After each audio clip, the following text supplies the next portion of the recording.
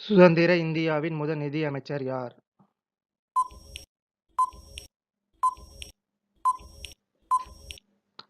RK. Shanmugam. இந்திய அரசியலமைப்பின் வரைவை தயாரிப்பதற்காக அரசியலமைப்பு சபை வரைவு குழுவை அமைத்த நாள் எது?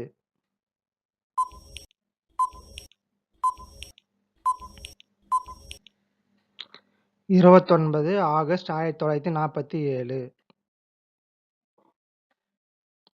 பின்வருவோரில் யார் இந்திய அரசியலமைப்பின் வரைவு குழு உறுப்பினராக இல்லை?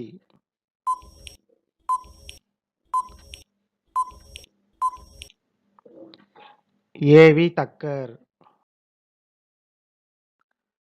இந்திய அரசியலமைப்பில் அடிப்படை கடமைகள் சேர்க்கப்பட வேண்டும் என்று பரிந்துரைத்த குழு எது?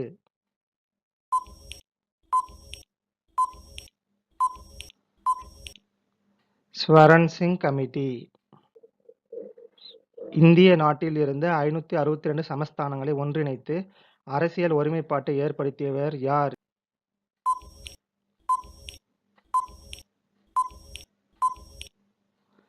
சர்தார் வல்லபாய் பட்டேல்.